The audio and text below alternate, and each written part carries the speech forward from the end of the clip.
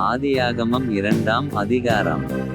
இவ்விதமாக வானமும் பூமியும் அவைகளின் சர்வசேனையும் உண்டாக்கப்பட்டு தீர்ந்தன. தேவன் தாம் செய்த தம்முடைய கிரியையை 7ஆம் நாளிலே நிறைவேற்றி தாம் உண்டாக்கின தம்முடைய கிரியைகளையெல்லாம் முடித்த பின்பு 7ஆம் நாளிலே ஓய்ந்திருந்தார்.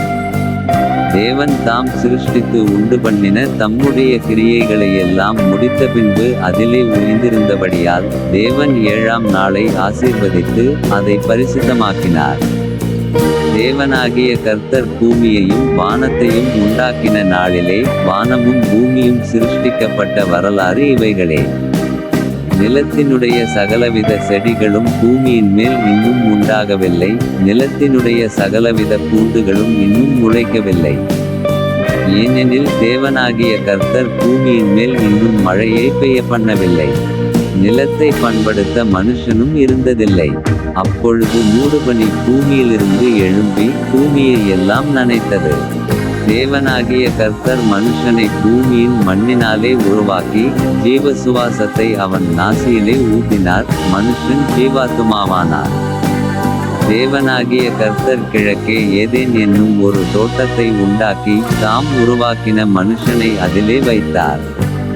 தேவனாகிய கர்த்தர் பார்வைக்கு அழகும் புசிப்புக்கு நலமுமான சகலவித விருட்சங்களையும் தோட்டத்தின் நடுவிலே ஜீவவிருட்சத்தையும் நன்மை தீமை அறியத்தக்க விருட்சத்தையும் பூமியிலிருந்து முளைக்க பண்ணினார்.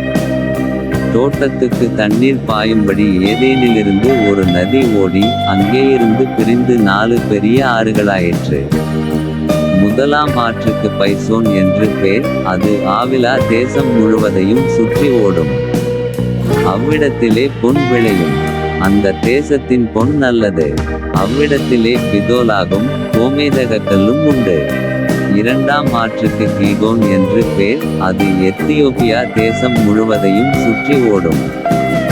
3ஆம் ஆற்றுக்கு இதெக்கேல் என்று பேர், அது அசீரியாவுக்கு கிழக்கே ஓடும்.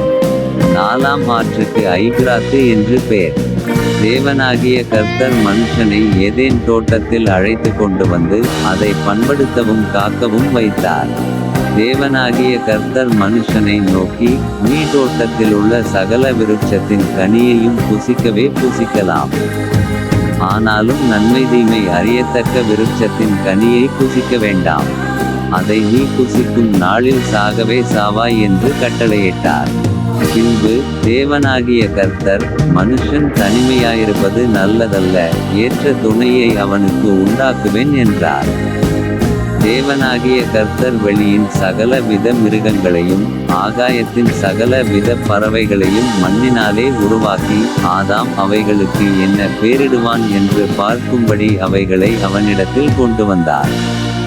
அந்தந்த ஜீவஜந்துக்கு ஆதாம் எந்தெந்த பேரிட்டானோ அதுவே அதற்கு பேராயிற்று.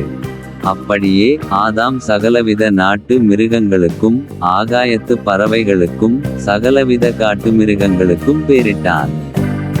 ஆதாமுக்கோ ஏற்ற துணை இன்னும் காணப்படவில்லை.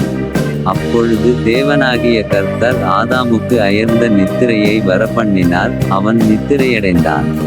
அவர் அவன் விலா எலும்புகளில் ஒன்றை எடுத்து அந்த இடத்தை சதையினால் அடைத்தார். தேவனாகிய கர்த்தர் தாம் மனுஷனில் எடுத்த விலா எலும்பை மனுஷியாக உருவாக்கி அவளை மனுஷனிடத்தில் கொண்டு வந்தார். அப்பொழுது ஆதாம், இவள் என் எலும்பில் எலும்பும் என் மாம்சத்தில் மாம்சமுமாய் இருக்கிறாள், இவள் மனுஷனில் எடுக்கப்பட்டபடியினால் மனுஷி என்னப்படுவாள் என்றான். இது நிமித்தம் புருஷன் தன் தகப்பனையும் தன் தாயையும் விட்டு தன் மனைவியோடே இசைந்திருப்பான், அவர்கள் ஒரே மாம்சமாயிருப்பார்கள். ஆதாமும் அவன் மனைவியுமாகிய இருவரும் நிர்வாணிகளாயிருந்தும் வெட்கப்படாதிருந்தார்கள்.